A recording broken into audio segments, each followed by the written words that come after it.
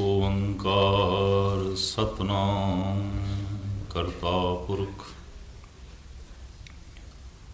ਨਿਰਭਉ ਨਿਰਵੈਰ ਅਕਾਲ ਮੂਰਤ ਆਜੂਨੀ ਸੈਭੰ ਗੁਰ ਪ੍ਰਸਾਦ ਬੇਸੁਮਾਰ ਆਥਾ ਆਗਨ ਅਤੋਲੇ ਜਿਉ ਬੁਲਾਓ ਤਿਉ ਨਾਨਕ ਦਾਸ ਬੋਲੇ।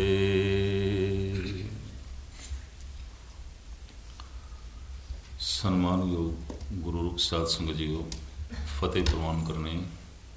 ਵਾਹਿਗੁਰੂ ਜੀ ਕਾ ਖਾਲਸਾ, ਵਾਹਿਗੁਰੂ ਜੀ ਕੀ ਫਤਿਹ। ਕੱਲ੍ਹ ਦਾ ਸਨੇਕ ਪ੍ਰਕਰਣ ਸੰਗਤਾਂ ਦੀ ਮੰਗ ਤੇ ਆਰੰਭ ਕੀਤਾ ਸੀ।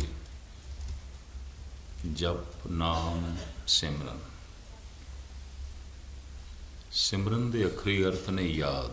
ਜਿਸ ਨੂੰ ਯਾਦ ਕਰੀਏ ਰਿਸ਼ਤਾ ਜੁੜਦਾ ਹੈ, ਜਿਸ ਨੂੰ ਭੁੱਲ ਜਾਈਏ ਰਿਸ਼ਤਾ ਟੁੱਟਦਾ ਹੈ।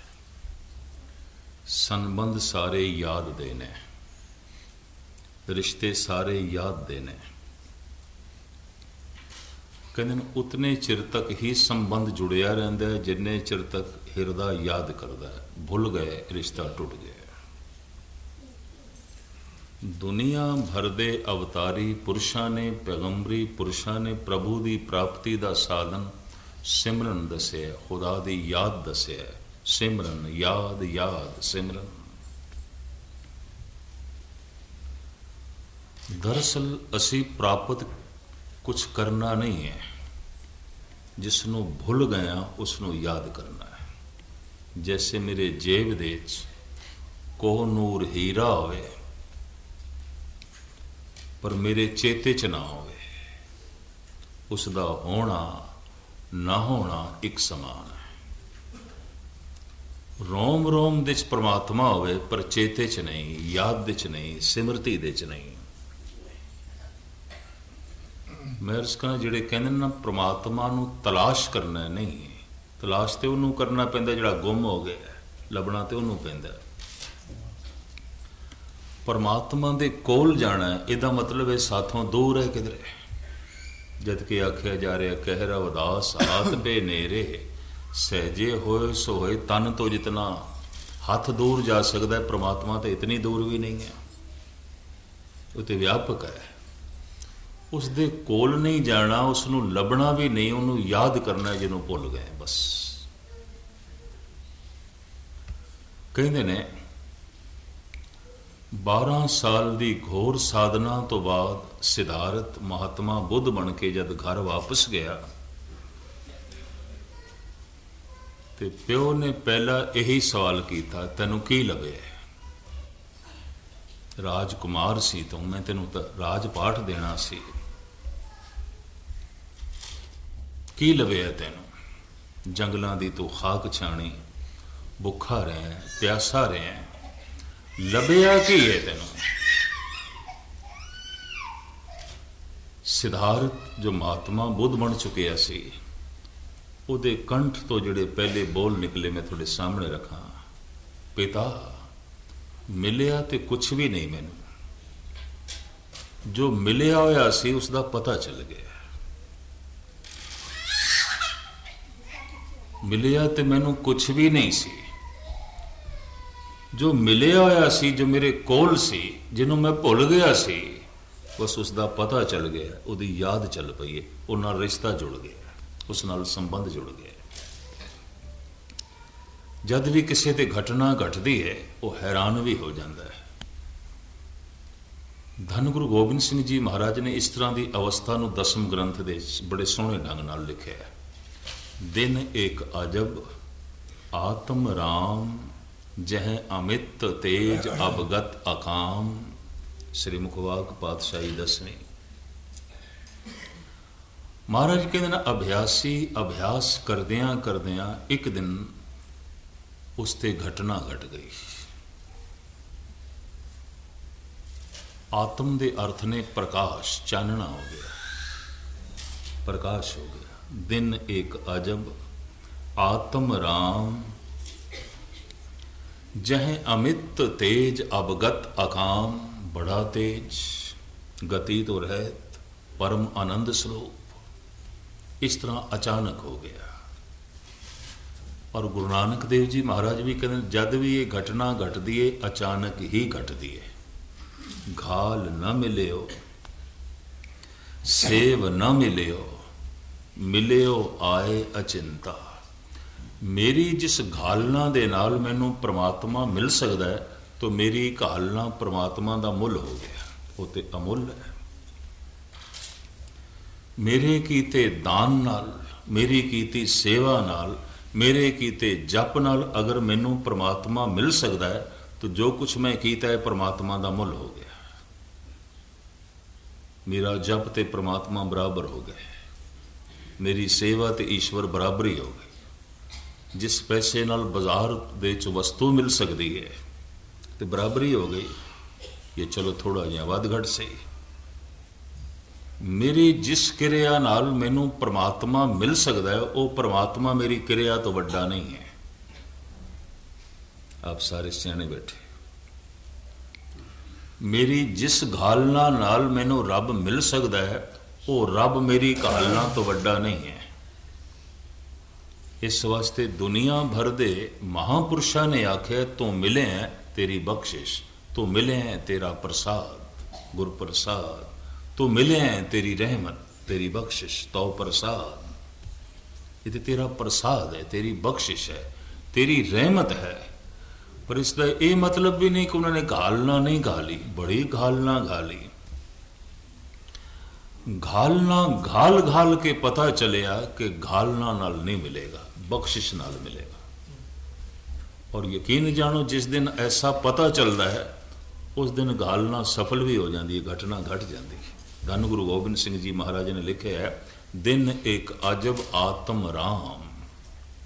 एक दिन अजीबो गरीब घटना घट गई, अचानक आत्म प्रकाश हो गया। वैसे आत्मा दे अखरी अर्थ चानना है, प्रकाश।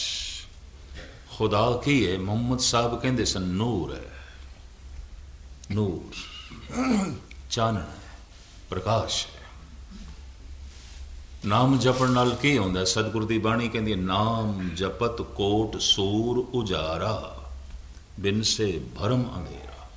ऐसा चानना जिस तो अरबां खरबां सूरज कुर्बान किए जा सकते हैं। ऐसा प्रकाश, ऐसा नूर। तो वो जो नूर है, वो जो चानना है, गुरु नानक ने उसनों सच आख्या है, मुहम्मद साहब ने उसनों हक आख्या है। हक, हक दे अर्थ ने सच, हकीकत, सच्चाई, हक सच। जैसे कि भाई नंदलाल कहते ना, हक हक अंदेश गुरु गोबिंद सिंह, बादशाह दरवेश गुरु गोबिंद सिंह। ऐ गुरु गोबिंद सिंह तुसी ते हक हो। ते पता है हक दे अर्थ की ने? सच, हकीकत, सच्चाई, हक सच। साडे पंजाबी च यह हक शब्द कुछ होर अर्थ धारण कर जाता है। ये मेरा हक है, वैसे इसके अखरी अर्थ बन गए मेरा सच है। हक का अर्थ कई दफा असी हिस्सा कर लेने, मेरा हक है। नहीं, हक शब्द अरबी का है, ये अर्थ ने सच, हकीकत, सच्चाई। सच तक पहुंचना है और वो सच है। भाई नंद लाल कहते ऐ गुरु गोबिंद सिंह जी, सच की है थानू वेख के पता चलता है, तुसी सच दी मूर्ति हो। थोड़ा बोलना सच, थोड़ा वेखना सच, थोड़ा सुनना सच, थोड़ा करना सच, थोड़ा जीवना सच, थोड़े रोम रोम दे सच दी मोर। हक हक अंदेश गुरु गोबिंद सिंह, बादशाह दरवेश गुरु गोबिंद सिंह। भाई नंद लाल कहते ने बड़े बादशाह देखे सन, पर बादशाह कदी दरवेश नहीं देखे सन। बड़े दरवेश देखे सन, पर दरवेश कदी बादशाह नहीं देखे सन। ये पहला ही मुजस्मा देख रहे हैं जो बादशाह भी है, दरवेश भी है। बाहरों बादशाह है, अंदरों दरवेश है। हक हक अंदेश गुरु गोबिंद सिंह, ਬਾਦਸ਼ਾਹ ਦਰਵੇਸ਼ ਗੁਰੂ ਗੋਬਿੰਦ ਸਿੰਘ, ਧੰਨ ਗੁਰੂ ਗੋਬਿੰਦ ਸਿੰਘ ਜੀ ਮਹਾਰਾਜ ਪ੍ਰਮਾਣ ਕਰਦੇ ਨੇ, ਦਿਨ ਇੱਕ ਅਜਬ ਆਤਮ ਰਾਮ। ਇੱਕ ਦਿਨ ਅਜੀਬੋ ਗਰੀਬ ਘਟਨਾ ਘਟ ਗਈ। ਅਭਿਆਸੀ ਦੇ ਅੰਦਰ ਪ੍ਰਕਾਸ਼ ਪੈਦਾ ਹੋ ਗਿਆ, ਚਾਨਣਾ। ਜਹੇ ਅਮਿਤ ਤੇਜ ਅਬਗਤ ਅਕਾਮ, ਜੋ ਗਤੀ ਤੋਂ ਰਹਿਤ ਸੀ, ਅਮਿਤ ਸੀ, ਤੋਲ ਤੋਂ ਪਰੇ, ਨਾਪ ਤੋਂ ਪਰੇ, ਅਨੰਤ ਸੀ, ਜਿਹਦੇ 'ਚ ਕਾਮਨਾ ਨਹੀਂ ਸੀ। ਇਸ ਅਭਿਆਸੀ ਦੇ ਅੰਦਰੋਂ ਇੱਕ ਸਵਾਲ ਖੜਾ ਹੋ ਗਿਆ, ਇਹ ਕੌਣ ਆਏ ਆਤਮ ਸਰੂਪ, ਜਹ ਅਮਿਤ ਤੇਜ ਅਵਗਤ ਅਭੂਤ। ਸ੍ਰੀ ਮੁਖਵਾਕ ਪਾਤਸ਼ਾਹੀ ਦਸਵੀਂ ਹੈ। ਇਹ ਕੀ ਹੈ? ਜਿਸ ਦਿਨ ਵੀ ਅਭਿਆਸੀ ਤੇ ਪਹਿਲੇ ਪਹਿਲੇ ਘਟਨਾ ਘਟਦੀ, ਖੁਦ ਹੈਰਾਨ ਹੋ ਜਾਂਦਾ ਹੈ ਕੀ ਹੈ, ਇਹ ਵਾਸਤਵਿਕ ਕੀ ਹੈ। ਤੇ ਮੈਂ ਇਤਨਾ ਵੀ ਅਰਜ਼ ਕਰਦੇ ਹਾਂ, ਇਹ ਕਥਾ ਅਭਿਆਸੀਆਂ ਲਈ ਹੈ। ਅਗਰ ਜਿਨ੍ਹਾਂ ਨੇ ਪੁੱਛਿਆ ਤੇ ਹੋ ਸਕਦਾ ਅਭਿਆਸ ਦਾ ਸ਼ੌਕ ਰੱਖਦੇ ਹਾਂ, ਤੇ ਤੁਹਾਡੇ ਹੁਕਮ ਨੂੰ ਮੁੱਖ ਰੱਖਦੇ ਹਾਂ ਮੈਂ ਆਰੰਭ ਕੀਤਾ ਹੈ। ਜੋ ਇਸ ਅਭਿਆਸ ਦੇ ਮਾਰਗ ਤੇ ਚਲੇ ਨਹੀਂ, ਸ਼ਾਇਦ ਮੈਂ ਅਰਜ਼ ਕਰਾਂ ਉਹਨਾਂ ਦਾ ਤਾਲਮੇਲ ਵੀ ਨਾ ਬੈਠੇ ਇਸ ਵਿਚਾਰ ਨਾਲ। ਕੋਈ ਆਏ ਸੀ ਕੀਰਤਨ ਸੁਣਨ, ਆਏ ਸੀ ਕਥਾ ਸੁਣਨ, ਕੀ ਪਤਾ ਨਹੀਂ ਕਿੱਥੋਂ ਦੀਆਂ ਗੱਲਾਂ ਕਰਨ ਲੱਗ ਪਏ।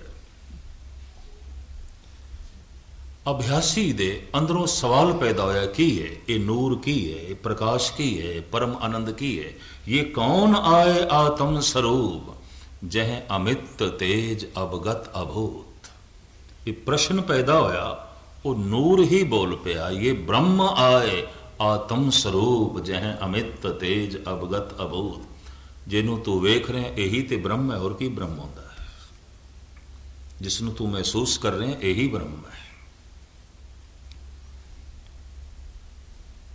ਇਹ ਕਿੱਥੋਂ ਆਇਆ? ਕਿਧਰੋਂ ਵੀ ਨਹੀਂ ਆਇਆ, ਤੇਰੇ ਅੰਦਰ ਸੀ। ਧੰਨ ਗੁਰੂ ਅਰਜਨ ਦੇਵ ਜੀ ਮਹਾਰਾਜ ਦੇ ਬੋਲ, ਨੌ ਨਿਧ ਅੰਮ੍ਰਿਤ ਪ੍ਰਭ ਕਾ ਨਾਮ ਦੇਹੀ ਮੈਂ ਇਸਕਾ ਵਿਸਰਾਮ। ਵਿਗਿਆਨਕ ਢੰਗ ਨਾਲ ਤਲਾਸ਼ ਕਰੋਗੇ, ਕਿਉਂਕਿ ਸਾਇੰਸ ਨੇ ਮੰਨਿਆ ਨਹੀਂ। ਉਹ ਤੇ ਕਹਿੰਦੇ ਨੇ ਅਸੀਂ ਸਰੀਰ ਦੀ ਚੀਰਾ ਫਾੜੀ ਕਰਕੇ ਦੇਖ ਲਈਏ, ਹੱਡੀਆਂ ਨੇ, ਮਿੰਜ ਹੈ, ਮਾਸ ਹੈ, ਖੂਨ ਹੈ, ਅੰਦਰ ਕੋਈ ਆਤਮ ਪ੍ਰਕਾਸ਼ ਤੇ ਹੈ ਕੋਈ ਨਹੀਂ। ਬਹੁਤਾ ਚੀਰਾ ਫਾੜੀ ਕਰਕੇ ਵੇਖ ਲਿਆ, ਕੁਛ ਵੀ ਨਹੀਂ। ਭਾਰਤ ਦੇ ਸੰਤ ਗਲਤ ਕਹਿੰਦੇ ਨੇ, ਇਹ ਅਵਤਾਰੀ ਪੁਰਸ਼ ਗਲਤ ਕਹਿੰਦੇ ਨੇ। ਪਰ ਮੈਂ ਹੁਣ ਅਰਜ਼ ਕਰਾਂ, ਇੱਕ ਸੰਗੀਤਕਾਰ ਹੈ, ਥੋੜੀ ਜਿਹੀਆਂ ਜੋ ਸੰਗੀਤ ਦੀ ਮਸ ਰੱਖਦੇ ਨੇ, ਇਹ ਉਦਾਹਰਨ ਚੰਗਾ ਲੱਗੇਗਾ। ਇੱਕ ਸੰਗੀਤਕਾਰ ਹੈ, ਉਸ ਦੇ ਅੰਦਰ ਬਿਲਾਵਲ ਦੀਆਂ ਧੁਨਾਂ ਵਸੀਆਂ ਹੋਈਆਂ ਨੇ, ਉਹਦੇ ਅੰਦਰ ਰਾਮਕਲੀ ਸਮਾਈ ਹੋਈ ਹੈ, ਮਾਲ ਕੌਂਸ ਵੀ ਬੈਠਾ ਹੈ, ਚੰਦਰ ਕੌਂਸ ਵੀ ਬੈਠਾ ਹੈ, ਸੋਰਠ ਵੀ ਹੈ ਉਸ ਦੇ ਅੰਦਰ, ਗੌੜੀ ਵੀ ਹੈ, ਸ੍ਰੀ ਰਾਗ ਵੀ ਹੈ, ਭੈਰੋ ਵੀ ਹੈ, ਕਲਿਆਣ ਵੀ ਹੈ। ਤੇ ਕੋਈ ਡਾਕਟਰ ਆਖੇ ਜ਼ਰਾ ਮੈਂ ਚੀਰਾ ਫਾੜੀ ਕਰਕੇ ਦੇਖਾਂ ਮਾਲ ਕੌਂਸ ਕਿੱਥੇ ਪਿਆ, ਸੋਰਠ ਕਿੱਥੇ ਪਿਆ, ਰਾਮਕਲੀ ਕਿੱਥੇ ਪਈ ਹੈ, ਬਿਲਾਵਤ ਦੀਆਂ ਧੁਨਾਂ ਕਿੱਥੇ ਪਈਆਂ ਨੇ, ਮਿੰਜ ਹੱਥ ਆਵੇਗੀ, ਮਾਸ ਹੱਥ ਆਵੇਗਾ, ਹੱਡੀਆਂ ਹੱਥ ਆਉਣਗੀਆਂ, ਖੂਨ ਹੱਥ ਆਵੇਗਾ, ਰਾਮਕਲੀ ਹੱਥ ਨਹੀਂ ਆਉਣ ਲੱਗੀ, ਮਾਲ ਕੌਸ ਹੱਥ ਨਹੀਂ ਆਏਗਾ, ਚੰਦਰ ਕੌਸ ਹੱਥ ਨਹੀਂ ਆਵੇਗਾ। ਜਦ ਕਿ ਹੈ ਇੱਕ ਚੋਟੀ ਦਾ ਨਿਰਤਕਾਰ ਹੈ, ਪਰ ਚੀਰਾ ਫਾੜੀ ਕਰਕੇ ਕਿਆ ਉਸ ਦੇ ਅੰਦਰੋਂ ਨਿਰਤ ਲੱਭ ਸਕਾਂਗੇ? ਪਰ ਹੈ ਤੇ ਸਹੀ। ਵਿਗਿਆਨਕ ਢੰਗ ਨਾਲ ਪ੍ਰਮਾਤਮਾ ਦੀ ਪ੍ਰਾਪਤੀ ਨਹੀਂ। ਤੇ ਮੈਂ ਇਹ ਵੀ ਅਰਜ਼ ਕਰਾਂ, ਵਿਗਿਆਨ ਸੰਸਾਰ ਦੀ ਖੋਜ ਹੈ, ਧਰਮ ਨਿਰੰਕਾਰ ਦੀ ਖੋਜ ਹੈ। ਵਿਗਿਆਨ ਪਦਾਰਥ ਦੀ ਚੀਰਾ ਫਾੜੀ ਕਰਦਾ ਹੈ ਤੇ ਪਦਾਰਥ ਦੇ ਰਾਜ਼ ਲੱਭਦਾ ਹੈ। ਧਰਮ ਆਪਣੇ ਅੰਦਰ ਪ੍ਰਵੇਸ਼ ਕਰਦਾ ਹੈ ਤੇ ਪ੍ਰਮਾਤਮਾ ਦੇ ਰਾਜ਼ ਪ੍ਰਾਪਤ ਕਰਦਾ ਹੈ। ਢੰਗ ਅਲੱਗ ਅਲੱਗ ਨੇ, ਬਿਲਕੁਲ ਫਰਕ ਸਿਰਫ ਇਤਨਾ ਹੈ ਕਿ ਵਿਗਿਆਨ ਜੋ ਕੁਝ ਲੱਭ ਲੈਂਦਾ ਹੈ ਉਹਦਾ ਇੱਕ ਸਬੂਤ ਸਾਹਮਣੇ ਰੱਖ ਦਿੰਦਾ ਹੈ। ਧਰਮ ਜੋ ਕੁਝ ਪ੍ਰਾਪਤ ਕਰ ਲੈਂਦਾ ਹੈ ਉਹਦਾ ਸਬੂਤ ਨਹੀਂ, ਕੋਈ ਪ੍ਰਤੱਖ ਪ੍ਰਮਾਣ ਨਹੀਂ। ਕਿਸੇ ਭਗਤ ਨੇ, ਕਿਸੇ ਅਵਤਾਰ ਨੇ ਇਹ ਨਹੀਂ ਆਖਿਆ ਇਹ ਰੱਬ ਇੰਜ ਹੁੰਦਾ ਹੈ, ਇਹ ਇਸ ਤਰ੍ਹਾਂ ਪ੍ਰਤੱਖ ਪ੍ਰਮਾਣ ਨਹੀਂ। ਜਦ ਕਦੀ ਇਸ ਤਰ੍ਹਾਂ ਦੀ ਕਥਾ ਚੱਲੇ, ਮੈਨੂੰ ਇੱਕ ਸਰਬ ਧਰਮ ਸੰਮੇਲਨ ਯਾਦ ਆ ਜਾਂਦਾ ਹੈ, ਇੰਦੌਰ ਦੇ ਚ ਹੋਇਆ। देश भर की अखबारों के उसकी बड़ी चर्चा हुई। इकट्ठ कोई 2 लाख बंदियां दा। पुलिस का भी बहुत वड्डा इंतजाम किया गया सी किधर झगड़ा ना हो जाए, क्योंकि खंडन मंडन करने की खुल सी। इस्लाम का वक्ता आया सी, पादरी पहुंचिया सी बाइबल की तशरीह करने वास्ते। कृष्णानंद पहुंचे सन सनातन मत ते बोलने वास्ते। आर्या समाज के सियाणे प्रचारक पहुंचे सन, जैन मत बौद्ध मत ते पहुंचे सन। सिख धर्म की तरफों दास नूं लै गए सन। और मैं उस जमाने पहली दफा सर्वधर्म सम्मेलन अटेंड किया। कोई 30 साल मैं पुरानी गल करदा तो ना, घबराहट भी बड़ी। मैनू पता चलिया सी जो पीर आया है इस्लाम ते बोलने वास्ते कराची तो आया है, बड़ा सियाणा है, मुदब्बर है। पादरी नूं बंबे तो बुलाया गया और नेपाल तो आया है, बौद्ध धर्म ते बोलने वाला। अपने अपने इलाके दे और अपने अपने धर्म दे ये चोटी दे सियाणे पुरुष। एक प्रोफैसर सालूके नूं भी बुलाया गया जिसने ऐलानिया कहा सी जितने धार्मिक वक्ते ने मैं सारियां दी विचार का खंडन करांगा, कोई परमात्मा नहीं, कोई ईश्वर नहीं, सब झूठ बोलते हैं। उसनों भी मदौ किया गया सी, बुलाया गया सी सिर्फ ये देखने वास्ते कि ये धार्मिक पुरुष ज्यादा दलील पेश कर सकते हैं कि ये नास्तिक बंदा ज्यादा खंडन कर सकता है, ये देखना है। अग्रवाल एक बिरादरी है हिंदुस्तान विच, उहदी तरफों ये सर्वधर्म सम्मेलन अटेंड किया गया, जो है आयोजन किया गया सी। और इस विच लाखां रुपए का खर्चा सी। दास ने उस जमाने उस वक्त पूरे जज्बे नाल, पूरी शरधा नाल उस सम्मेलन की शमूलियत की थी। लेकिन घबराहट, इंतजाम सारा अग्रवाल बिरादरी का। और इस देश सिख भी पहुंचे, मुसलमान भी पहुंचे श्रोतियां, क्रिश्चियन भी पहुंचे, हिंदू भी पहुंचे। आयोजन सिर्फ अग्रवाल बिरादरी का। इस्लाम का वक्ता बोलिया, वो प्रोफैसर सालूके जिहड़ा सी उन्हें 7 मिनटां च ही खंडन करके रख दी उसकी विचार। मेरा बनया होया हौसला डिग गया। मैं कहा ये तो बहुत सियाणा बंदा है, ये कोल ते बड़ियां दलीलां ने। और आप सुन के हैरान हो गए, बौद्ध वक्ता, बौद्ध धर्म का जिहड़ा वक्ता सी वो भी नमूजना जिहा मूँह लैके उसने बिठा दिता। और इसे तरीके दे नाल जैन बाद विच दास दी वारी ते मैं अद्धा तो उंज हौसला हार ही बैठा सी। मैं कैसी जो कुछ बोलना इसने खंडन कर देना, लोगों ने उहदे हक दे ताड़ी वजा देनी। चोटी दे अखबारी रिपोर्टर आए सन और इंदौर स्टेट दे उस वक्त दे महाराजा भी बैठे सन, इंदौर स्टेट से। उसने भी प्रोग्राम बड़े शौक नाल अटेंड किया, बड़े शौक नाल बैठा रहा सुनने लई। 22 मिनट का दास नूं समा दिता गया सी ते मैं 22 मिनट जो बोलिया वो प्रोफैसर सालूके खड़ा होया। उन्होंने हर वक्त तो बाद 7 मिनट मिलते सन। उन्हें मैनू आखे, मस्कीन जी जिस परमात्मा की तुसी गल की इसनूं वेखिया कदी? मैं कहा नहीं वेखिया। फिर भी तुसी दिन रात उसकी गल करी जाते हो तो लोगों को सुनाई जाते। मैं सुनाई जाते हो। कहते अपना ते लोगों का पता नहीं कितने घंटिया का समा रोज़ बर्बाद कर रहे हो, वक्त जाया कर रहे हो। जिन्हों वेखिया नहीं उहदी चर्चा करी जाते हो, उहदा जिक्र करी जाते हो, उहदे प्रति दलीलां देई जाते हो। कहते साइंस जो कुछ कहती है उसका सबूत मुहैया जो है कर देंदी है।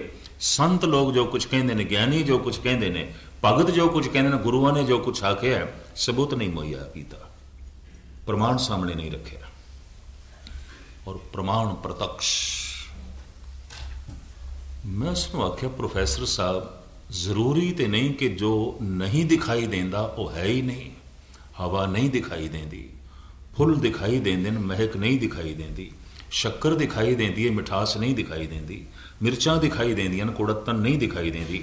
ਜੇ ਤੁਸੀਂ ਮੈਨੂੰ ਆਖੋ ਕੁੜੱਤਣ ਦਿਖਾ ਤਾਂ ਮੈਂ ਮਿਰਚ ਦਿਖਾ ਸਕਦਾ, ਕੁੜੱਤਣ ਤੇ ਨਹੀਂ। ਮੈਂ ਸ਼ੱਕਰ ਦਿਖਾ ਸਕਦਾ, ਮਿਠਾਸ ਤੇ ਨਹੀਂ। ਮੈਂ ਫੁੱਲ ਦਿਖਾ ਸਕਦਾ, ਮਹਿਕ ਤੇ ਨਹੀਂ। ਹੱਸ ਪਿਆ, ਕਹਿੰਦਾ ਇਹ ਪ੍ਰਮਾਣ ਬਹੁਤ ਪੁਰਾਣੇ ਹੋ ਗਏ, ਇਹਨਾਂ ਦੀ ਕੋਈ ਅਹਿਮੀਅਤ ਨਹੀਂ। ਕਹਿੰਦਾ ਫੁੱਲ ਨੂੰ ਨੇੜੇ ਆਈਏ ਨਾਸਕਾ ਦੱਸ ਦਿੰਦੀ ਮਹਿਕ ਹੈ, ਸ਼ੱਕਰ ਨੂੰ ਮੂੰਹ ਦੇ ਚ ਪਾਈਏ ਜ਼ਬਾਨ ਦੱਸ ਦਿੰਦੀ ਮਿੱਠੀ ਹੈ, ਮਿਰਚਾਂ ਨੂੰ ਮੂੰਹ ਦੇ ਚ ਪਾਈਏ ਜ਼ਬਾਨ ਦੱਸ ਦਿੰਦੀ ਕੌੜੀ ਹੈ। ਜ਼ਬਾਨ ਵਾਹਿਗੁਰੂ ਵਾਹਿਗੁਰੂ ਵਾਹਿਗੁਰੂ ਵਾਹਿਗੁਰੂ ਜਪੇ, ਰਾਮ ਰਾਮ ਜਪੇ, ਕਿਆ ਪਤਾ ਚੱਲ ਜਾਂਦਾ ਰਾਮ ਹੈ, ਵਾਹਿਗੁਰੂ ਹੈ, ਕਿਆ ਪਤਾ ਚੱਲ ਜਾਂਦਾ। ਕਹਿੰਦਾ ਮੈਂ ਤੁਹਾਡੇ ਸਾਹਮਣੇ 2 ਮਿੰਟ ਕਰਦਾ, ਮੈਨੂੰ ਕੱਖ ਨਹੀਂ ਪਤਾ, ਪਰ 1 ਸੈਕਿੰਡ ਲਈ ਜੇ ਮੈਂ ਮੂੰਹ ਦੇ ਸ਼ੱਕਰ ਰੱਖਾਂ ਮੇਰੀ ਜ਼ਬਾਨ ਮਿੱਠੀ ਹੋ ਜਾਏਗੀ। ਯਕੀਨ ਜਾਣੋ, ਹਾਲਾਂਕਿ ਮੌਸਮ ਬਹਾਰ ਦਾ ਸੀ, ਪਸੀਨੇ ਨਾਲ ਮੇਰੇ ਕੱਪੜੇ ਭਿੱਜ ਗਏ ਸਾਰੇ। ਮੈਂ ਕਿਤੇ ਹੱਦ ਕਰਦਾ ਪਿਆ, ਤੇ ਹਰ ਗੱਲ ਨੂੰ ਰੱਦ ਕਰੀ ਜਾਂਦਾ।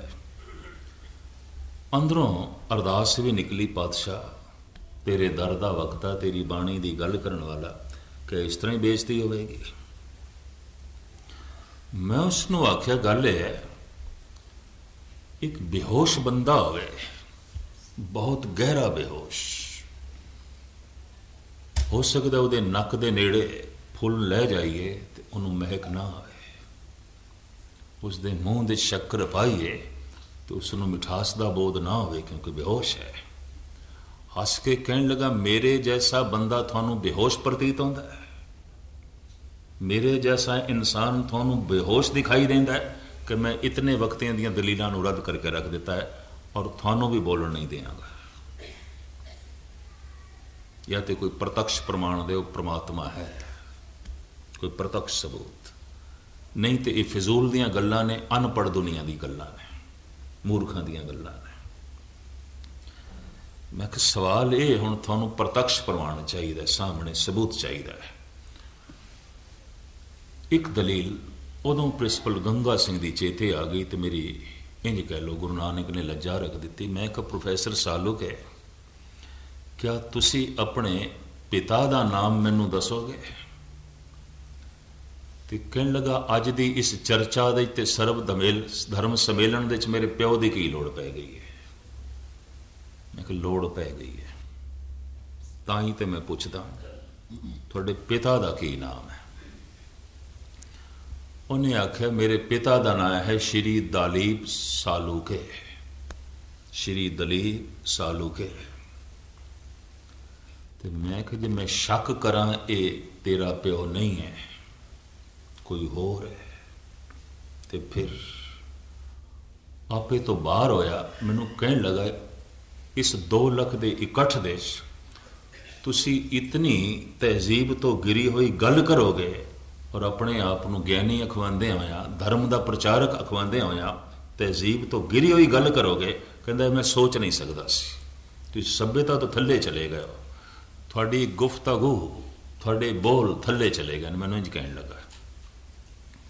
ਮੈਂ ਕਿਹਾ ਹੱਦ ਹੋ ਗਈ, ਮੈਂ ਤੇਰੇ ਪਿਓ ਤੇ ਸ਼ੱਕ ਕਰਾਂ, ਤੂੰ ਕਹਿੰਦਾ ਇਸ ਸੱਭਿਅਤਾ ਤੋਂ ਥੱਲੇ ਦੀ ਗੱਲ ਹੈ, ਪਰ ਤੂੰ ਜਗਤ ਪਿਓ ਤੇ ਸ਼ੱਕ ਕਰੇ, ਜਗਤ ਪਿਤਾ ਤੇ ਸ਼ੱਕ ਕਰੇ ਜਿਸਨੇ ਤੇਰੇ ਪਿਓ ਜੈਸੇ ਪਤਾ ਨਹੀਂ ਕਿਤਨੇ ਪਿਓ ਪੈਦਾ ਕੀਤੇ ਨੇ, तो क्या इस सभ्यता तो थल्ले दी गल नहीं है? क्या ये तहजीब तो थल्ले दी गल नहीं है?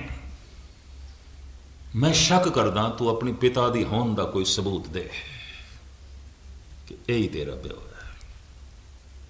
तू थोड़ा जिहा होश संभालिया, तेरी मां ने तेनू कह दिता है तेरे पिता ने, ते तू बापू बापू कहना शुरू कर दिता। कोई सबूत मंगिया सी मां को? गुरु अर्जन देव जी महाराज दे बोल, पिता का जन्म के जाने पूत, सगल परोई अपने सूत। धन गुरु गोबिंद सिंह जी महाराज देव भी बचन, कहाँ लगे एव कीट बखाने, महिमा तोर तू ही प्रभ जाने। पिता जन्म ज्यों पूत न पावे, कहाँ तवन का भेद बतावे। मैं उसनों कह दिता तू अपने पिता का मैनू सबूत दे दे, मैं तेन जगत पिता का सबूत देना। इस हक दे ताड़ियां वज गई मेरे, खुशी की लहर दौड़ गई। ਜਿਹੜੇ धार्मिक बंदे सन जिन्हों के दिल टुटे हुए सन, प्रोफैसर सालूके की तर्क करके भी इन्हें खामा खा तर्क करी जाता है, मेरा हौसला बन गया।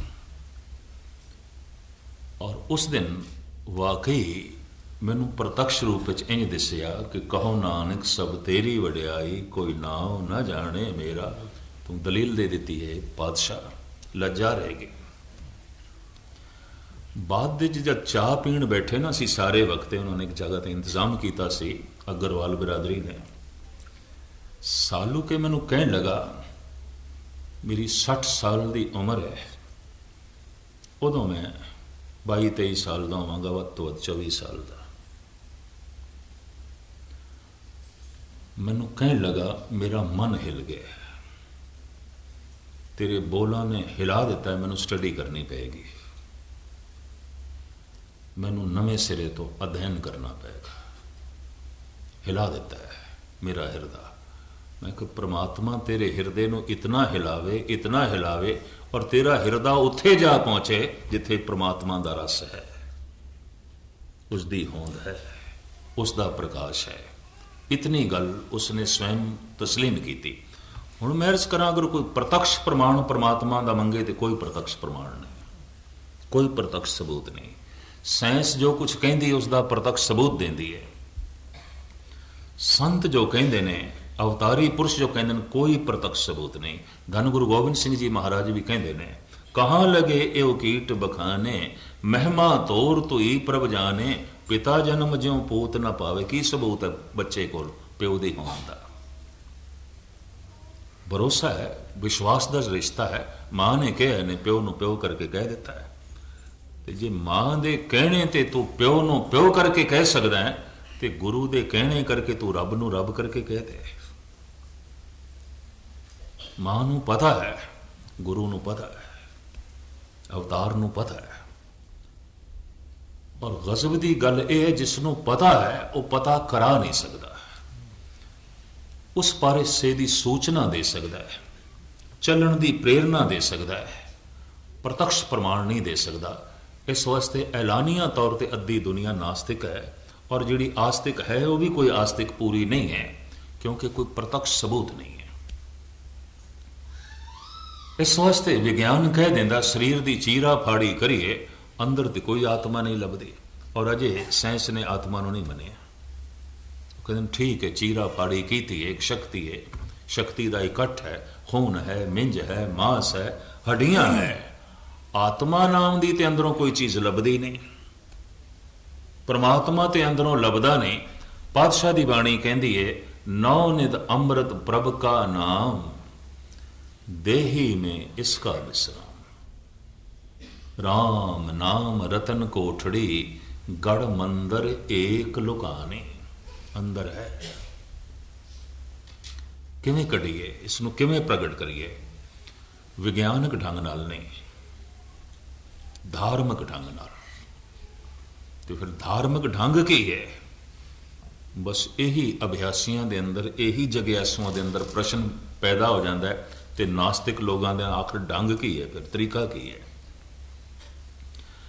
पहले तो मैं गुरु ग्रंथ साहब जी महाराज के थोड़े सामने बोल रखा, भगत कबीर जी दे। कबीर कहते मैथों कोई ढंग ना पूछो तो कोई ढंग है भी नहीं। ये भी मैं अर्ज कर दें, बड़ी कीमती पंक्ति है। तज भारम करम विद निखेद, विधि निषेध। विद कहते ढंग नो, विधान नो, विधि कहते कोई विधि नहीं। हूँ कबीर जैसा संत कह दे कोई विधि नहीं, और मेरे को ना पूछो,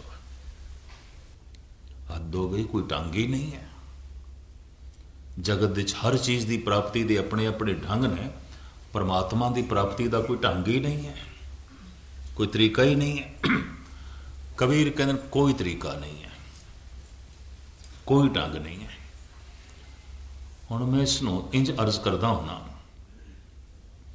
36 प्रकार का भोजन एक थाल दे परोस के जे किसी दे अगों रखीए तो वो ये आखे छकण का ढंग दसो। तो गल स्पष्ट हो गई, इन्हूं भुख नहीं लगी। भुखे बंदे ने कदी ढंग पुछे? ठंडे पानी का गिलास शरबत किसी दे अगों रख दिता है तो वह आखिर ढंग दसो पीण का, एक गल स्पष्ट हो गई, कोई प्यास नहीं लगी। इस प्यासे ने कदी ढंग नहीं पूछे।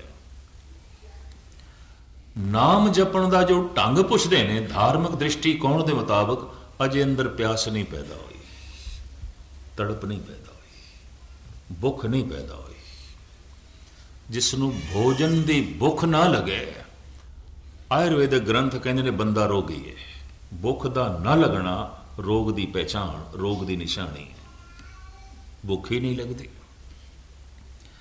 जिन्हों भोजन की भुख ना लगे वो तन करके रोगी है, और जिसनों भजन की भुख ना लगे वो मन करके रोगी है। कोई 100 दे चों एक अध मनुख ऐसा होगा जिन्हों भोजन की भुख ना लगती होवे ते तन दे तल ते रोगी होवे, वरना रोगियां नूं भी भुख लग जाती है।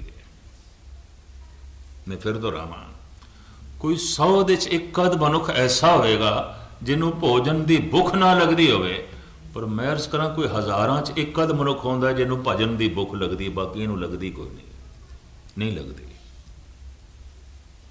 भुख पैदा ही नहीं होती। महाराज तो कहते ने साढ़े अंदर पैदा हो गई, साचे नाम की लागे भूख, उद भूखे खाए चलिए दुख। ते भुखे सादे गंढ भुख का स्वाद नाल संबंध है। भोजन की भुख नहीं लगी, तन रोगी है। भजन की भुख नहीं, मन रोगी है। ते भजन की है, कबीर कहते ने इसनूं आफताब कह देंदे ने, खुर्शीद कह देंदे ने। इसनूं प्राचीन ऋषि मुनि रवि कहते हैं, इंग्लिश दे सन कह देंदे ने, उर्दू दे सूरज कह देंदे ने, पर्शियन दे खुर्शीद कह देंदे ने, आफताब कह देंदे ने। वस्तु तो एक ही है।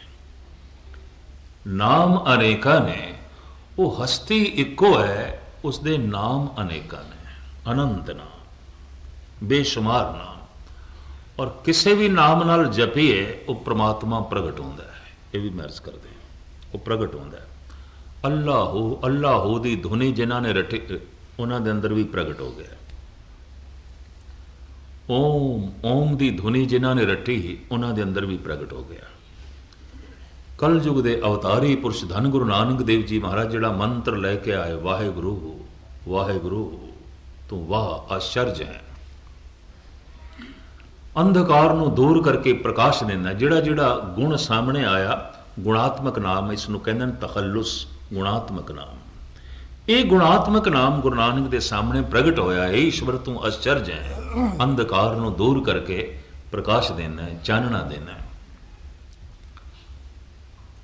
तो रसना वाहेगुरु वाहेगुरु वाहेगुरु रटन लग पई। तो बस यही जपना है, इस तरह ही जपना है। नहीं, गुरु नानक देव जी महाराज ने फिर ढंग भी दस देता है। ढंग कोई नहीं, ढंग है। तुसी आखोगे तो पहेली कहता पे, बिल्कुल पहेली। भोजन छकण का जो ढंग पुछे, भुख नहीं लगी, फिर भी छकण का ढंग है। भोजन की बुरकी कन्ना च नहीं पाई दी, अखां च नहीं पाई दी, मूँह च पाई दी। अगर कोई उस बुरकी नूं नक दे च पावे, कन्न दे च पावे, तो कहना पैगा एक तो इसनूं भुख नहीं लगी, दूजा इसनूं ढंग का भी नहीं पता। और जिन्हों भुख लगी है वो अखां दे च भोजन की बुरकी क्यों पाएगा, तो मूँह दे च पाएगा। जिस दे अंदर सतसंग करदे आया ये भुख पैदा हो गई है। दवाइयां मनुख लेंदा है कि भुख पैदा होवे। कथा कीर्तन एक ऐसी औषधि है, मनुख के अंदर भुख पैदा हो जाती है।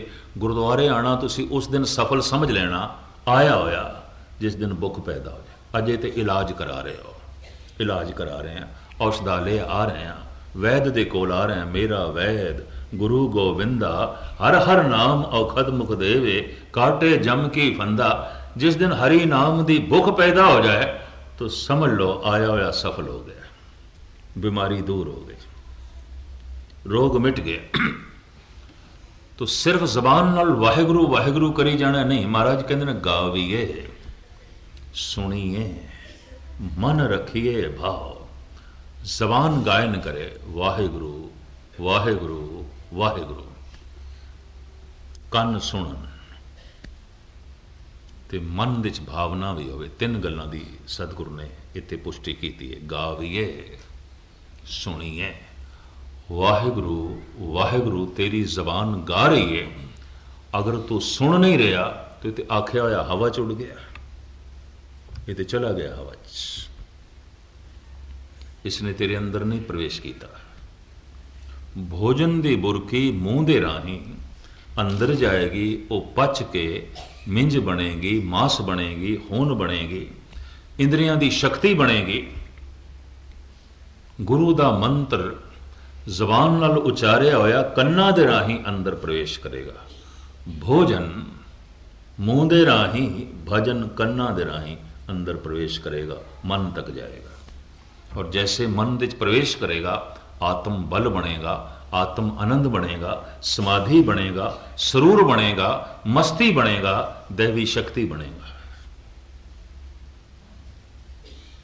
पानी दा घुट मेरे मुंह च होवे मैं थल्ले ना करा, प्यास नहीं मिटेगी। भोजन दी बुरकी मेरे मुंह च होवे मैं थल्ले ना करा, भुख नहीं मिटेगी। वाहिगुरू वाहिगुरू मैं कह रहा, मैं सुनदा नहीं पिया, तो यकीन जानो कुछ भी नहीं होएगा, कुछ भी नहीं होएगा। बाणी मैं पढ़ रहा, मैं सुनदा नहीं पिया। गावीए, सुनिए, तो 18 घंटे पाठ करने वाले मैं अखंड पाठी देखे ने, कुछ भी नहीं उन्होंने दुनिया, कुछ भी नहीं है। बल्कि कई दफा तो देखे आम साधारण मनुखा नालों भी उन्होंने जिंदगी थले चली गई है। इन्ना पाठ पे कर देन, दरअसल जबान उन्होंने बोल रही है, कान नहीं सुन रहे। बस इन्नी गल है। पानी का घुट मूँह दे च रख लिया, थले नहीं कीता, प्यास किस तरह मिटेगी। गावीए, सुनिए, मन रखिए भाव। इसे ने मेरे पातशाह ने कहा है, धुन में ध्यान, ध्यान में जानिया, गुरमुख अकथ कहानी। जद कोई वाहिगुरू वाहिगुरू इंज उचारण करे ते कन नाल सुने, ये कठिन कम है, करके तुसी देखना, 1 मिनट भी नहीं कर सकते। एक कथा 2-4 घंटे की जा सकती और करते रहने। एक कथा तुसी 2-3 घंटे सुन सकते, कोई बहुत वड्डी गल भी नहीं। सारी सारी रात भी कीर्तन किया जा सकता, सुनिया जा सकता, गुस्ताखी माफ, कोई बहुत वड्डी गल नहीं। वाहिगुरू वाहिगुरू जबान उचारण करे ते कन सुनन, मैनू उम्मीद नहीं कोई 1 मिनट भी कर सके। अगर थोड़े विचों कोई 1 मिनट कर सकता है, वो अज दे युग का प्रहलाद है, वो भगत ध्रुव है, वो भाई गुरदास है, वो भाई मनी सिंह है, वो बाबा बुढ़ा है, वो बाबा दीप सिंह है, वो अज दे युग का। तो 1 मिनट मैं ज्यादा कह रहा। कलगीधर पिता जी कहते हैं, एक चित जै एक छिन दे आयो, काल फास के बीच ना आयो। 50 साल का किसी कमरे दे अंधेरा होवे, तो उस 50 साल के अंधकार नूं क्या कढ़न लगे 50 साल लगते नहीं, 1 सैकंड लगता है। इधर दीवा जलाया, चानना हो गया, भावें 50 साल पुराना चानना, अंधेरा है। भावें अनंत जन्मां दे पाप ने, एक दफा सुरत शब्द नाल जुड़ी, सुरत ध्यान ते शब्द आवाज, वाहिगुरू वाहिगुरू ये शब्द, इनू जिहड़ा सुनना है ये ध्यान जोड़ना है। बिना ध्यान तो मनुख नहीं सुन सकेगा। एक मनुख उच्ची उच्ची बोल रहा, दूजा सुन रहा है, तो सुनन वाला अचनचेत कह देता है, मित्रा ये गल फिर आख मैं नहीं सुनी, तू क्यों नहीं सुनी? कहता मेरा ध्यान किसी होर पासे चला गया। ये तो मतलब ध्यान तो बिना मनुख नहीं सुन सकता। तो हुण मैं अर्ज करा, धुन में ध्यान, ध्यान में जाने। जद कोई वाहिगुरू वाहिगुरू का इंज उचारण करता है तो सुनता है, ये शब्द पता है कित्थे चोट करता है? नाभि ते, नाफ नाभि ते पता है नाभि का भारत के तमाम प्रांतां दे च नाम की है धुनी। नाभि तो कहते हैं धुनी, तो धुनी का तो अखरी अर्थ है आवाज। नाभि नूं आवाज क्यों कहते हैं? नाभि नूं धुनी क्यों कहते हैं? जद अंदर बोलण का ख्याल पैदा होता है ना कि कुछ बोलना है, फुरना पैदा होता है, उस फुरने नाल पवन नाभि नाल टकरांदी है। देही माटी बोले पवन, वो जिहड़ी हवा है, वो जिहड़ी पवन है, वो नाफ नाल टकरांदी है। नाभि थोड़ी जिहां खुलदी है, उत्थों धुन उठ पैंदी है। सेम शहनाई वाली हालत है, मुरली शहनाई जिवें फूक के उन्हां च आवाज़ निकलती है ना, अंदर एक फुरना पैदा होया बोलना है तो पवन नाफ नाल टकरांदी है, नाभि नाल। तो नाभि का नाम पै गया धुनी। इत्थों जब धुन उठती है तो इनू कहते हैं परा, परा धुनी, परा। वो धुन जद इत्थे हिरदे तक पहुंचती है, इनू कहते हैं पसंती। इत्थे अखर बनते हैं और इत्थों उठ के जब कंठ तक पहुँचती है, इनू कहते हैं मदमा, पूरी तरतीब बन गई, जबान बयान कर देती है, इनू कहते हैं बैखरी। ये चार बाणियां ने, परा, पसंती, मदमा, बैखरी। जो मेरी जबान कह रही है इस तो पहले मेरे कंठ दे सी, और जो मेरे कंठ दे च उस तो पहले मेरे हृदय सी, और इस तो पहले धुनी दे सी, नाफ, धुनी। शायद इस ढंग नाल आपने कभी महसूस किया हो करना। थोड़ी जी ये नाफ खुलती है, धुन उठ खड़ी आती है। कहते ने वाहिगुरु, वाहिगुरु का जब कोई जाप करता है और उसनों जब सुनता है तो ये धुनी पलट के फिर धुनी नाल टकरांदी है, नाफ नाल टकरांदी है। अगर कोई सुन रहा है, सुन नहीं रहा तो बोल हवा च उड़ गए, बाहर उड़ गए। इतनी मैं अर्ज करते हैं, गावीए सुनिए, गल सारी सुनन दी है, और सुनन दी इतनी महम है। महाराज कहते नानक भगतां सदा विगास, सुनी है दुख पाप का नाश। सुनदे ही दुख नाश हो जाते हैं, सुनदे ही पाप नाश हो जाते हैं, सुनदे ही कोई पीर बन जाता है, नाथ बन जाता है, ज्ञानी बन जाता है, दानी बन जाता है। सुनदे इतना पवित्र हो जाता है कि 68 तीरथ उस तो कुर्बान किए जा सकते हैं। सुनी 68 का इशनान, बड़ी लंबी चौड़ी गल, मुख्तसर मैं अर्ज करा। सारे दुख नाश हो जाते हैं, सारे पाप नाश हो जाते हैं। कोई सुने, गावीए, सुनिए, वाहिगुरु वाहिगुरु इंज कोई उच्चारण करे, इसनों सुने तो जैसे ध्यान पूर्वक सुनेगा ये धुनी, धुनी नाल टकराएगी, ये शब्द नाफ नाल टकराएगा।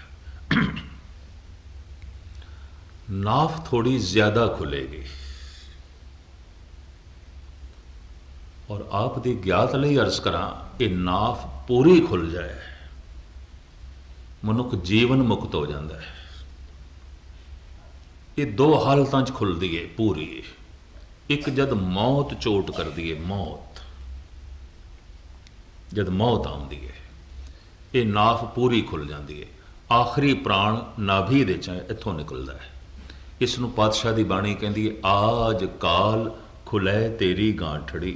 अज कल दी तेरी गंढ खुलण वाली है, ये नाफ खुलण वाली है, ये चो आखिरी प्राण निकल जाएगा। और जब आखिरी प्राण निकलता है, ये गंढ खुलती है, तो जिहड़ी हालत बनती है वो मेरे पातशाह ने बयान की हुई है। हथ मरोड़े तन कपे स्याऊ होवा सेत। इंज मुठियां बंद होणगियां, दंदियां वजणगियां, कंबनी छिड़ेगी।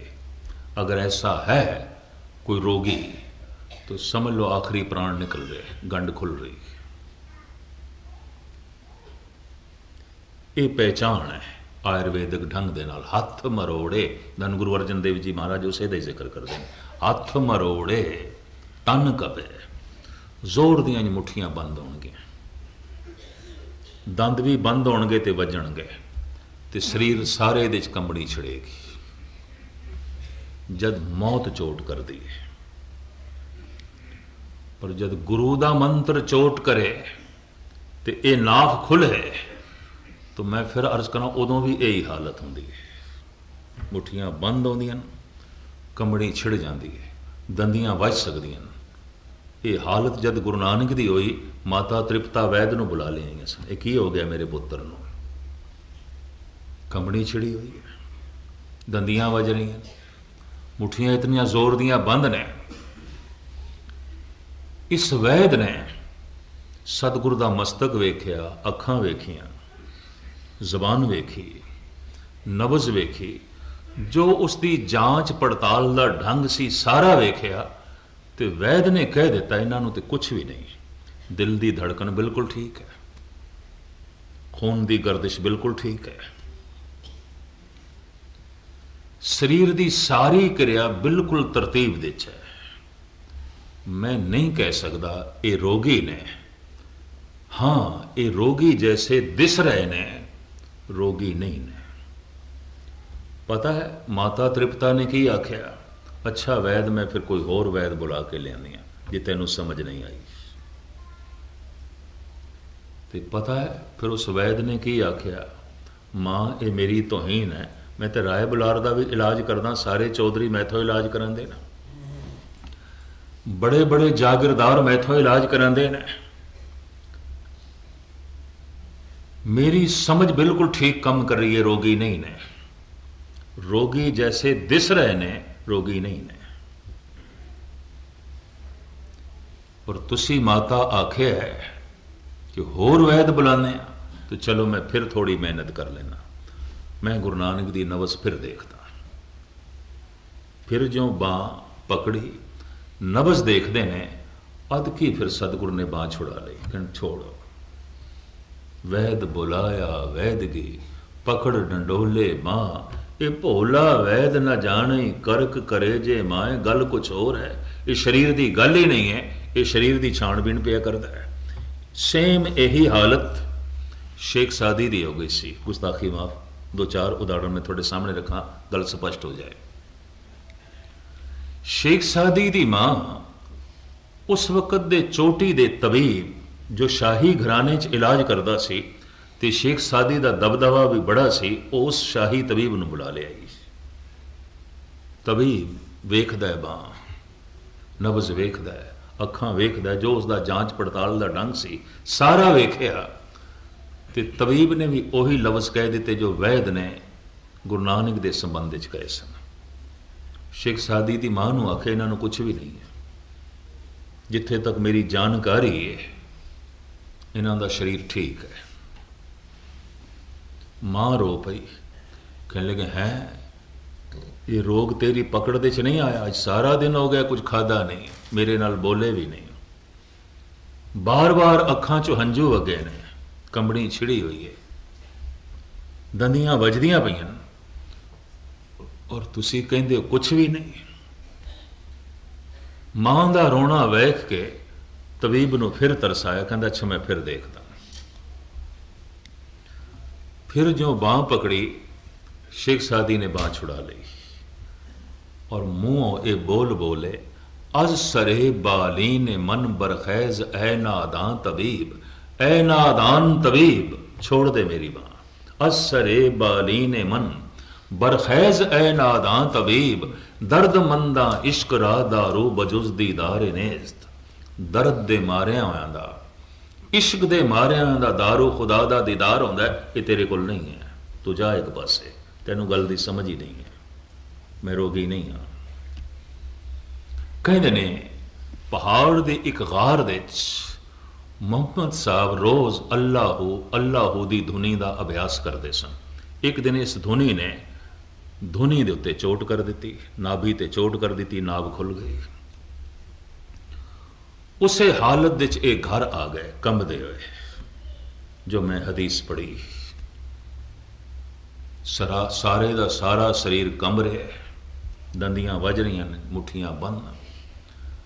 आप दी बेगम खदीजा जो उम्र विच मुहम्मद साहब तो 15 साल वड्डी सी,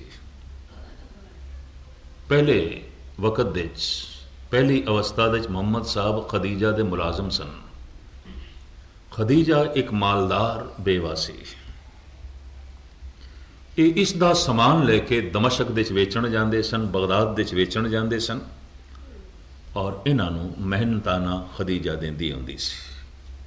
ईमानदारी मुहम्मद साहब दी देख के खुदाई बंदगी देख के, नूरानी चेहरा देख के, शराफत देख के मालकन ते नौकर दा यह रिश्ता पति पत्नी दे च बदले।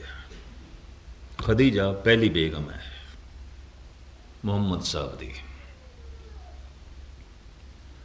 खदीजा एकदम उन्होंने चारपाई ते लिटांदी है, 8-9 कंबल उपर पा देंदी है। कंबड़ी बंद नहीं हो रही, एक कंबल, दूजा, तीजा, कंबड़ी उस तरह छिड़ी गई है। जब इतने कंबल पाए तो कांबा चल रहा है, बंद नहीं, तो बेचारी ये भी बाहर गई, तबीब ने बुला ली, हकीम ने। हकीम ने जैसे बुलाया वो नवज देखता है तो मुहम्मद साहब के मूँह जो बोल निकले वो कुरान दी आयतां सन। ये पहली आयत सी जो उन्होंने मूँह चो निकली। खदीजा सुन के कहन लगी, ये बोल थोड़े नहीं, ये खुदा दे ने, तुसी ते अनपढ़ हो। इन्ने तरतीब दे और इतने ज्ञान भरे, ये बोल मुहम्मद थोड़े नहीं हो सकते, ये तुसी नहीं बोल रहे। तो मुहम्मद साहब ने भी कह दिता, खदीजा अज तो मैं बोलना बंद ही कर दिता है, चुप कर गया, हूँ तो खुदा बोलता है, मैं नहीं बोलता। धन गुरु नानक देव जी महाराज कहते हैं, हूँ आप बोलना जानदा, मैनू बोलना आंदा ही नहीं, मैं नहीं बोलता। जो खसम बोलता है सो बोलता है। हूँ आपो बोलना जानदा, हूँ कहा सब हुक्माओ जियो। जैसे में आवे खसम की बाणी, तैसड़ा करी ज्ञान वे ला लो। एकाग्रता बख्शनी। वाहिगुरु वाहिगुरु अगर कोई ऐसा उच्चारण करे, कम से कम कल तो 5 मिनट तो जरूर करना। तो जो कल 5 मिनट सवेरे करोगे तो समझ लेना तुसी कथा सुनी है, नहीं तो नहीं सुनी, मनोरंजन एवं गए गुरुद्वारे, फिर कुछ नहीं सुनिया। ये 5 मिनट करना, बाकी गुरु जितना करा लेगा वो थोड़े को वो अलग गल, पर 5 मिनट का तुसी प्रण करके बैठो। जपो ता एको नामा, अवर निराफल कामा। जे धरती विच बीज ना पाइए तो हल चलाया व्यर्थ चला जाता है, पानी दिता व्यर्थ चला जाता है, खाद पाई व्यर्थ चली जाती है।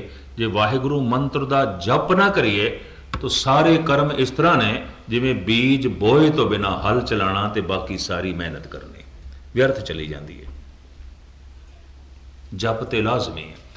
जप ही सेवा नूं महान बना देंदा है, जप दान नूं महान बना देंदा है, जप ज्ञान नूं पवित्र कर देंदा है। जप नूं एक पासे कर दिओ तो सारे कर्म इंज हो जाते हैं जिवें लाड़े तो बिना बरात की मैंने रखती। वो सारे कर्म की मैंने रख दें, कुछ भी नहीं है। जपो ता एको नामा, अवर निराफल कामा। गुरु नानक दी पहली बाणी जप है। धन गुरु गोबिंद सिंह जी महाराज दी पहली बाणी जाप है।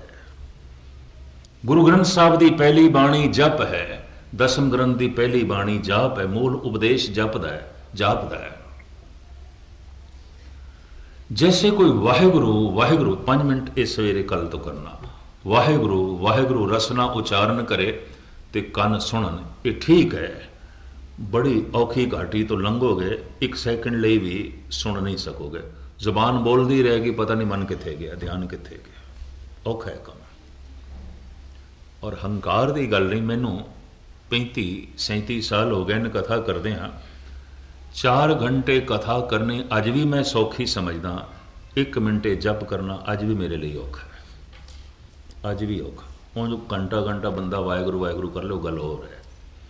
और जिस ढंग नाल मेरे पातशाह ने कहा, गावीए सुनिए, धुन में ध्यान ध्यान में जानिया, गुरमुख अकथ कहानी। या बहुत सारी शक्ति बोलन दे च लग जाती है, उस दे सर्फ करनी औखी हो जाती है। ये अकाल पुरख जाने। थोड़े विच अगर कोई ऐसा कर सकता है, पूजन योग है, मनुख महान है।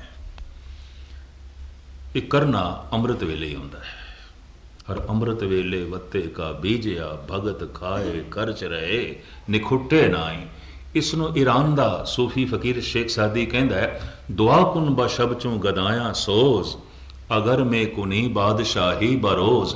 ऐ बंदे, जे तू दिन दे समय मनुखां दे बादशाहां दी तरह जीवना चाहना है, तो रात दे चौथे पैर खुदा दे अगों मंगता बन जाया कर, भिखारी बन जाया कर। और ये फकीर दावे नाल कहंदा जो रात दे चौथे पैर खुदा दे अगों मंगते नहीं बनते, ये दावे नाल कहंदा दिन नूं बादशाहां दी तरह जी भी नहीं सकणगे, मुरदियां दी तरह जीवणगे। शेख सादी दुआ कुन बशब चों गदाया सोस, अगर मैं को नहीं बादशाही बरोस। बादशाह दी बाणी हर अमृत वेले वत्ते का बीजया भगत खाए खर्च रहे निखुटे नाई। रसना वाहेगुरु वाहेगुरु इंज जपे ते कन सुनन। अगर ऐसा है तो ये वाहेगुरु दी धुनी धुनी ते चोट करेगी, नाभि ते चोट करेगी। एक मौत दे समय जद एक गंढ खुलदी है तो शरीर का अंत हो जाता है, शरीर नूं जलाना पैंदा या दफन करना पैंदा। पर वाहेगुरु वाहेगुरु जपदे हाँ अगर गंढ खुल गई मन की मौत हो जाती है, तन तो जिंदा रहिंदा है, श्वास चलते रहते हैं, मनुख मुर्दा नहीं, मन की मौत हो जाती है। तो मन के मरण नाल पता की हो जाता है, पातशाह की बाणी कहती मन मरे धात मर जाए बिन मन मूए कैसे हर पाए। मन मर जाता है, मन के मरदियां तृष्णा मर जाती है, मन के मरदियां लोभ मर जाता है। लोभ नूं मारन की कोशिश ना करो, ना कोई मार सकेगा। मन के मरदियां लोभ मर जाता है, मन के मरदियां वासना मर जाती है, मन के मरदियां हंकार मर जाता है। जो हंकार नूं मारन वास्ते जाते हैं खुद मर जाते हैं, नहीं हंकार नूं मार सकते। पर जो मन नूं मार लेंदे ने हंकार मर जाता है, जो मन नूं मार लेंदे ने तृष्णा मर जाती है। पातशाह की बाणी धन गुरु नानक देव जी महाराज के बोल मन मरे धात मर जाए बिन मन मूए कैसे हर पाए। बिना मन की मौत तो परमात्मा की प्राप्ति किथे।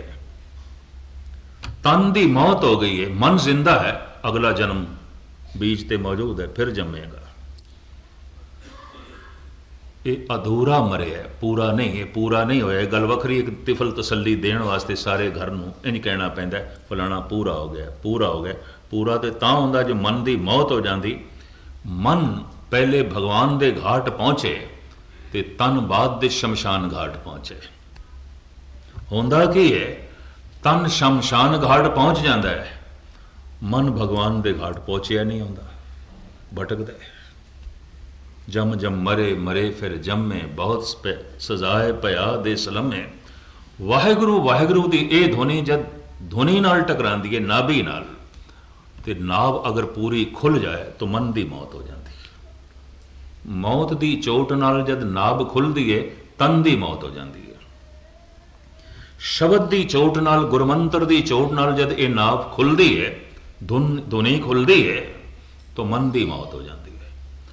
और जो वाहेगुरु वाहेगुरु है वह प्राणा च चल पैंदा है। एक शब्द मेरे प्राण बसत हैं बहुड़ जन्म ना आवा। जबान खामोश हो जाती है, वाहेगुरु प्राणा चल पैंदा है, श्वासां चल पैंदा है। इसे का जिक्र गुरु अर्जन देव जी महाराज पे करते हैं। एक शब्द मेरे प्राण बसत हैं, जिमें प्राण अपने आप पे चलते हैं, श्वास अपने आप पे चलते हैं, हुण वाहेगुरु अपने आप पे चलता, जबान खामोश हो गई है। इसे नूं कलगीधर पिता ने कहा है कि मेरा सिख इतना उच्चा हो जाए कि जाप सो अजप्पा जापे। अजप्पा जाप की है, जबान ते खामोश है, जप चल रहे है, मंत्र चल रहे है। इसे नूं पातशाह की बाणी कहती दम दम सदा संभालदा दम ना बिरथा जाए। एक एक दम दे उसकी याद चल रही है, उसका नाम चल रहा है। धन गुरु गोबिंद सिंह जी महाराज जफरनामे की बाणी के राही औरंगजेब को उपदेश करदे होया कहते ने लबा लब्बे कुन दम ब दम नोश कुन गमे हर दो आलम फरामोश कुन। ऐ औरंगजेब तेरे दमा दे प्याले खाली ने, तेरे दमा दे कख भी नहीं, कुछ भी नहीं। खुदा दे नाम दे आबे हयात नाल इन्हां प्यालियां नूं भर ले जे तू अपना लोक परलोक सुहेला करना चाहता है। लबा लब्बे कुन दम ब दम नोश कुन गमे हर दो आलम फरामोश कुन। आखिरी 1 मिनट आप जी का होर लवा। धन गुरु गोबिंद सिंह जी महाराज ने एक दिन नंद लाल ते एक प्रश्न किया सी। नंद लाल क्या मैनू दसेगा जिंदगी दे कोई ऐसा भी काम तैथों होया है कि उस कर्म दा, उस कीते हुए कम दा बाद दे तैनू पश्चाताप बड़िया होया होवे, तू अफसोस किया होवे कि एक कम मैथों नहीं होना चाहिए सी, हो गया, तो तू पश्चाताप किया होवे, तू अफसोस किया होवे, ऐसा कम तैथों कदी होया? नंद लाल कहते हैं महाराज ऐसा कम दिन दे कई दफ़ा रोज़ हो जाता है, और अफसोस मैं रोज़ करदा, पश्चाताप मैं रोज़ करदा। मनिया होया गुरु का सिख, महान शायर कवि जिस दे उत्ते कलगीधर पिता मान करते सन, 52 कवियां दे चों सिरमौर, ते हथ जोड़ के कहता महाराज ऐसा काम तो मैं तो रोज़ हो जाता है और कई दफ़ा हो जाता है, तो मैनू कई दफ़ा अफसोस करना पैंदा है, पश्चाताप करना पैंदा है। तो पातशाह कहने लगे अच्छा दस तो सही ऐसा किहड़ा काम है जिहड़ा तू रोज़ कर बैठदा है, तो पश्चाताप भी तू रोज़ करदा और कई दफ़ा करदा है, वो किहड़ा काम है? भाई साहब जी दे बोल मैं थोड़े सामने रखा, दीवाने गोया भाई नंद लाल। वाए बरनफ से के बेहुदा गुयस्त, अल गयाज अज गफलत मां अल गयाज। ऐ मेरे पातशाह जिहड़ा दम जिहड़ा श्वास तेरी याद तो बिना लंघ जाता है, उस गुजरे श्वास का मैनू अफसोस बड़ा होंदा है, पश्चाताप बड़ा होंदा है। ये दम खाली क्यों चला गया मेरा, ये दम अजाई क्यों चला गया? सतगुरु ने गलवकड़ी च ले लिया, पुरखा तू इतना रसक पुरुष है, तेरी आत्मा इतनी भेजी हुई है, अभ्यास की दुनिया तू इतना अगे चला गया, दम दम सदा संभालदा दम ना बिरथा जाए, अवस्था यह बन जाती है। और इसका ही बहुत सारा जो है जिक्र है। और धन गुरु अर्जन देव जी महाराज इसे नूं कहंदे ने, एक शब्द मेरे प्राण बसत हैं बहुड़ जन्म ना आवा। इत्थे मन की मौत हो जाती है, ऐसा पुरुष आत्मा के तल ते जीवदा है और अंदर शब्द चलता रहता है, वाहिगुरू की धुनी अंदर चलती रहती है, परमात्मा का नाद वो सुनता रहता है, अनहद दे वाजे उसके अंदर जो है वजदे रहते हैं। सिमरन की एक अवस्था जो सिर्फ मेरे पढ़न दे चाहिए तो मैं थोड़े सामने रखी है, या कुछ रसक पुरुषों के दर्शन किए ने थोड़े सामने रखी है, एक टीकाकार की तरह एक व्याख्याकार की तरह, जिस दे उत्ते गुरु की बख्शिश हुई होगी, रहमत हुई होगी, इस तरह की अवस्था बन गई होगी। ना बनी होवे तो सतगुरु दे अगों अरदास करिए, पातशाह तौफीक दे कि पहले साड़ी रसना वाहिगुरू वाहिगुरू जपे और फिर तू बख्शिश करके प्राणा दे वस जाए, श्वासां दे वस जाए, दम दम सदा संभालदा दम ना बिरथा जाए। इतनी सेवा प्रवान करने। कल चूंकि इस स्थान पर धन गुरु अर्जन देव जी महाराज का शहीदी पुरब मना रहे हैं, इस वास्ते इस प्रकरण में लंबा नहीं किया, ये प्रकरण कई दिनों का सी, इस वास्ते संक्षेप दे छोटे रूप ये विचार मैं थोड़े सामने रखिए ने। और मैं फिर अर्ज करा उसे नहीं अज कथा सुनीए जिहड़ा कल 5 मिनट अभ्यास लई कढेगा, नहीं तो कोई कथा नहीं सुनी एवं मनोरंजन लई गुरुद्वारे आया। 5 मिनट का वक्त कढ़ के जाना, प्रण करके गुरु दे अगों भी पातशाह सवेरे 5 मिनट बैठांगे। और मैं फिर अर्ज करना इंज करना, जबान वाहिगुरू वाहिगुरू वाहिगुरू इंज जपे, कन सुन, इस नूं कहंदे ने धुन में ध्यान, ध्यान में जानिया गुरुमुख अकथ कहानी। इसे नूं आखिया गावीए सुनिए मन रखिए, मन विच पूरा भरोसा रख के जबान नाल गायन करना, कन्ना नाल सुनना। शुरुआत असीं इत्थों करनी, अगे अकाल पुरख की मर्जी उसने की अवस्था बना देनी है। भोजन की बुरकी असीं मूँह ओंकार सतनाम करता पुरख निर्भव निर्वैर अकाल मूरत आजूनी सैभं गुरु प्रसाद बेसुमार अथा आगन अतोल ज्यों बुलाओ